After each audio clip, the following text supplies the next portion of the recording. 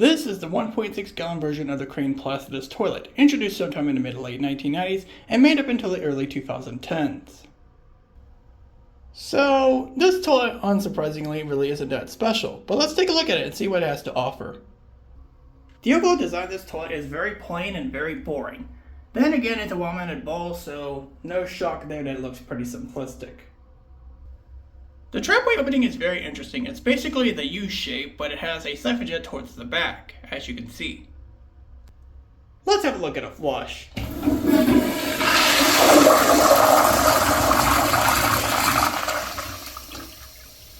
Honestly, nothing special, but it does swirl.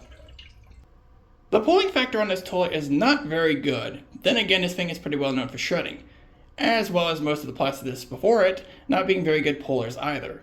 This thing is pretty well known for shredding, but it doesn't shred as much as, say, something like the 1.6 Kingston or Kohler High Crest, for example. But it really isn't that good either.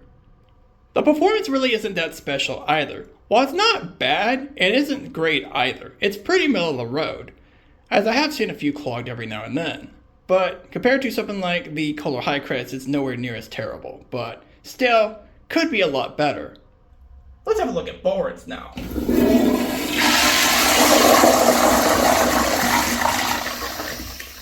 While it does have angled ramjets, the ball rinse is quite bad. I have seen stains on the background constantly, and it does have a deep bowl. The application doesn't look to be that great either, and does miss some spots, especially on the back rim. It could be better, but it could be worse as well. Here's another angle.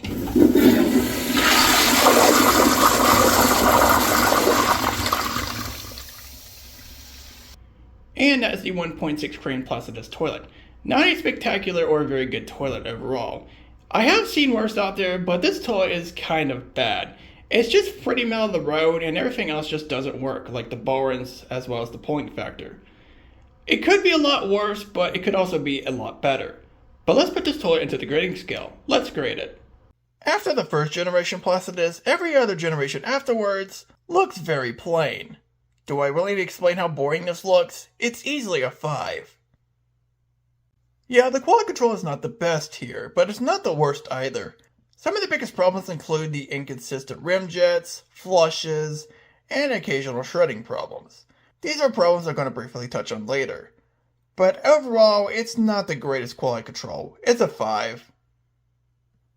Consistency for the most part is fine, but there are some weird prototype generations that kind of interlude with this design, which is pretty weird. There are many different generation designs of the 1.6 Placidus, but after the mid-1990s it became mostly consistent, but still, I have to give it a 7. The trapway is pretty plain, but also not the best either. The opening is probably the biggest problem, but the trapway passages look fine. Therefore, it scores a 5. Yay, another boring pressurized flush with a slight swirl. We totally haven't seen this many times before, and we won't see it much more again. Totally not. Yeah, the flush is whatever. It's a 5. The pulling factor on this toilet is not very great. Again, the biggest problem is the inconsistent flushes as well as the inconsistent pulling factors. These things can occasionally shred, and that's not very good. A little bit more common compared to some other 1.6 gallon pressurized toilets, which again really isn't saying much. Therefore, it's getting a 4. The performance is pretty whatever. It's not great, but it's not horrible either. I have seen my fair share of these things clogged, and I think it has to do with the opening. While it doesn't look super small, it seems to have its issues every now and then. So therefore, I'm giving the performance a 5. While it does have angled ramjets, the ball rinse is pretty bad. This has to do with the application of the ramjets and the ramjet quality, which is not the greatest. Sometimes they're a little bit crooked, and sometimes they don't really function all that well, especially the ones towards the back. Therefore, the ball rinse really isn't the best. I have to give it a 4. Survivability is pretty mixed because of the issues that this toilet has. While there are plenty of these out there, there's also plenty that are getting replaced due to their problems. So that pretty much gives it a 5.